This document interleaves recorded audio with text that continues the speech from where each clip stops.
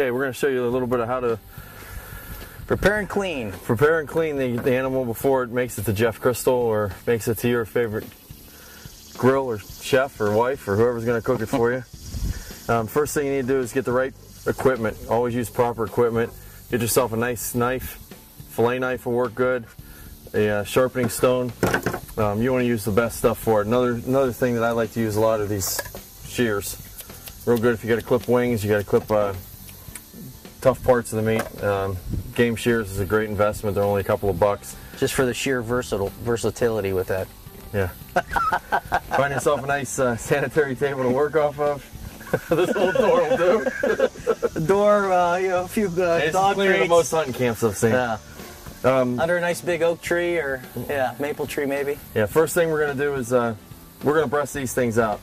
The underbelly of a goose, it's like armor. I mean, they're feathers, but this will stop a lot of BBs. This will stop a lot of shot. It's pretty thick. You want to pluck the feathers all the way down to the downy layer. You want to try not to rip the skin. Get yourself a nice clean area that where you can feel where the breastbone is, feel where the keel is, and then over to where Rob is. So over here, I actually did a little different technique than instead of plucking that outer layer, I actually sliced up, kind of like the old taxidermist technique that I used to do when I did a little Well, that's what I want to do with taxidermy. this, but to be able to cut through the feathers, I plucked first. I went under, actually I kept the blade up, faced up and went underneath and then brought it up and then started gently, you know, slicing it back here. Now we're going to go in here and make the fillet cut. And it's just like, you know, doing a walleye or something like that. You find that breastbone, the center, and you work the blade along that bone and take it on down. And then just kind of follow the, I guess what would that be then? The rib cage? Keel. Yeah. Yeah, down in along the inside of the sternum. Yeah, the sternum coming down. I'm not, you know, anatomy 101 here of a goose. And you take it down, you end up getting some of the muscle that actually controls the wing, but it's mainly all the breast.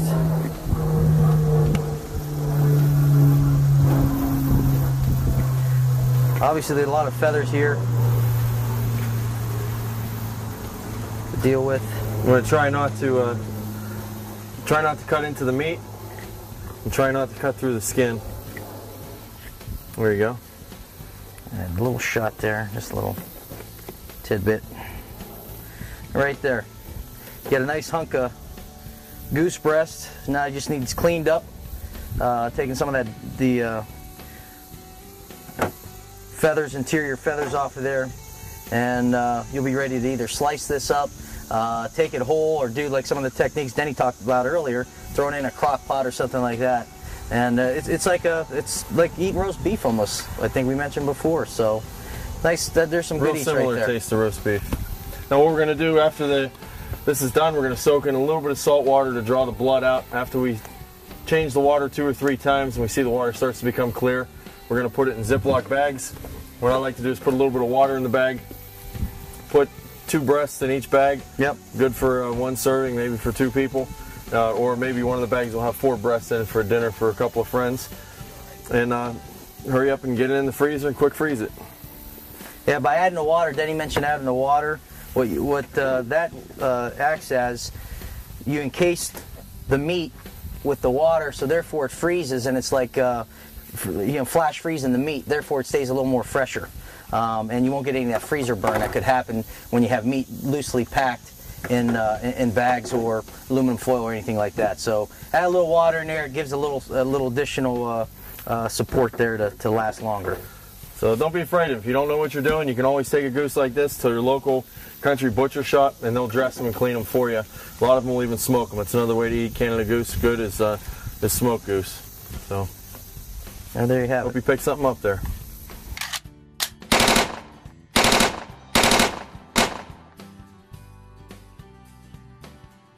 This week's Outdoor Icon Tip of the Week is brought to you by First Metropolitan Mortgage. We're going to talk a little bit about waste with these animals and proper disposal of them. When you're done cleaning any animal, whether it's a deer carcass, whether it's a goose, whether it's the remains from a pheasant or a rabbit or a squirrel, you want to make sure you dispose of it properly. Double bag these things, put them in the trash for the local sanitation department, or take them out and bury them. If you have a big chunk of property, don't just throw them in a roadside ditch. Don't take them out to the country and dump them. Neighborhood dogs will end up dragging them off, doing something that ways with them. Some guys will take their carcasses if it's on their own property and start a little bait pile for coyotes if they're actually going to hunt over it. You know, that's not a bad idea as long as you have permission and or if it's on your own property. The other thing too, with the meat, on the inside of a goose breast or any type of bird, there's a real thin piece of meat that's closest to the inside of the sternum or closest to the backbone. That's the tenderloin. And here on the inside of a goose, what I like to do is take these things out, keep these all together. This is probably something we'll cook tonight. It'll be like chicken fingers. Spread them, cook them in cast iron skillet, maybe throw them on the grill, throw them on the George Foreman. These will cook really quick. They're very, very tender, goose tenderloin. So make sure you save that part of the meat when you get in close and you take the breast off. That's this week's Outdoor Icon Tip of the Week. This Outdoor Icon Show factoid is brought to you by First Metropolitan Mortgage.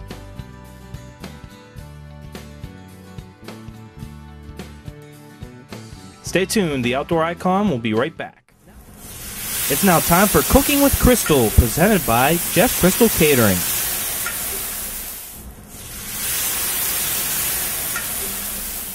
For the sauteed goose breast and frangelica sauce, you'll need buttermilk, flour, chef seasoning, 2 sliced shallots, a half cup of frangelica, a 1/4 cup of chicken stock, and 1 portobello mushroom.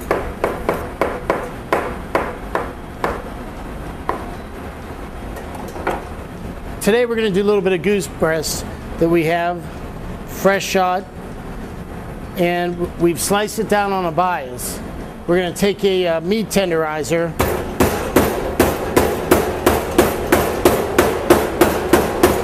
pound down your goose. While you're doing that, you can sort of feel through to make sure that there's no steel shot in there. So we'll go through.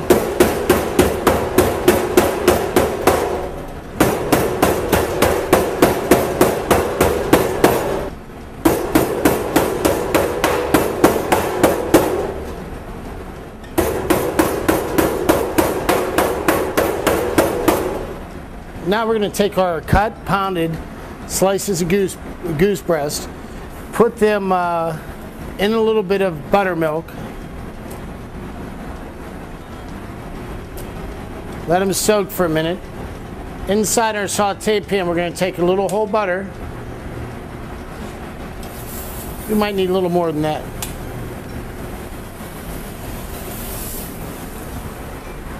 Add your shallots. Now remember, shallots a mild onion. Has a sweet flavor. If you cannot find shallots, will be in your grocery store with, usually they have a bunch of different onions and things in there, but you can use a red onion, cut it down, use less, because a red onion is a little more bitier. So we're going to let those saute. We're going to take our goose breast that's been in the buttermilk, a little bit of chef seasoning and flour. Place that in there. What we're going to do this time, after we do it once, we're going to dip it back into the buttermilk and then back into the seasoned flour. Just gives it a little bit more of a crust to it. Leave it sit.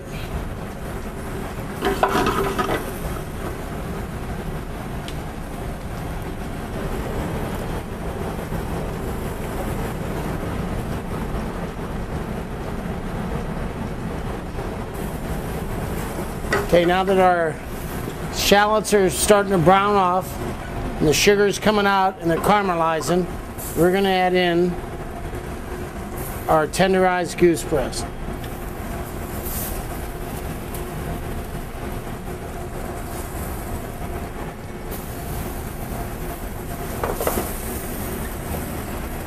We're going to let that cook for a second. We're going to give it a quick turn.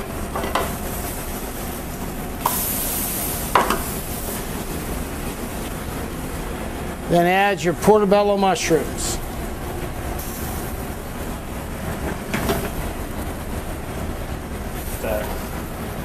When you're sauteing this, you're going to start out on a medium heat. As you add more product, you turn your heat of your pan up.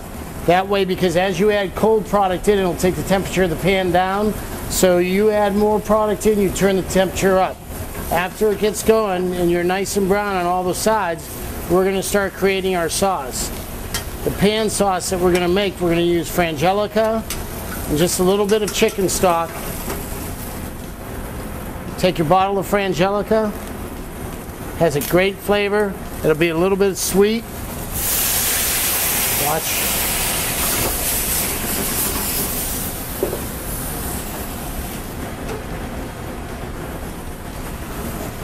Let it burn off till all the alcohol is gone. A little bit of chicken stock.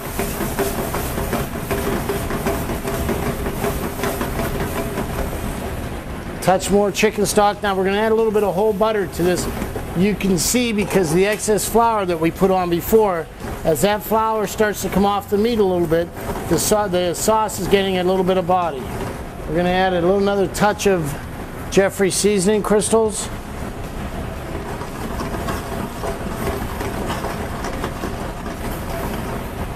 Now as you're cooking this down, the thickness of sauces is almost to a personal desire. If you prefer a heavier sauce, then you keep it as it, let it reduce more. If you like a little bit of light body, you know, something that's gonna spread on the plate a little more, then add a little more stock to it.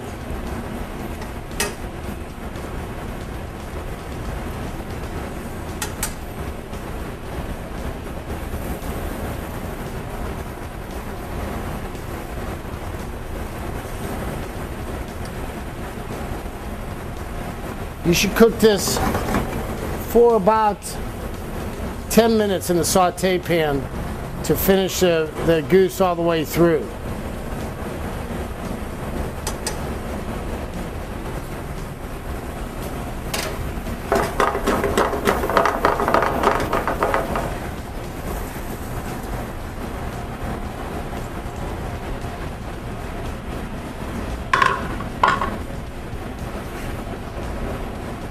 There we have sauteed fresh goose breast, portobello mushrooms, caramelized shallots, and a light frangelica sauce.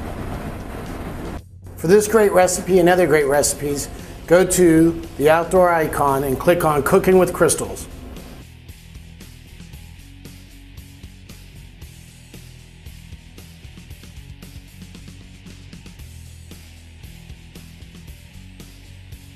So that wraps up a nice hunt today, Den, and until next week, have a great outdoor experience. Give you one little tip. When you're cleaning geese, it's always good to talk a lot. Work on the same goose and pull the feathers one at a time. And you'll realize the whole big pile of geese gets done a whole heck of a lot quicker if you spend a lot of time talking and looking like you're being busy, while the other guys hurry up and process them for you. Nice little tip.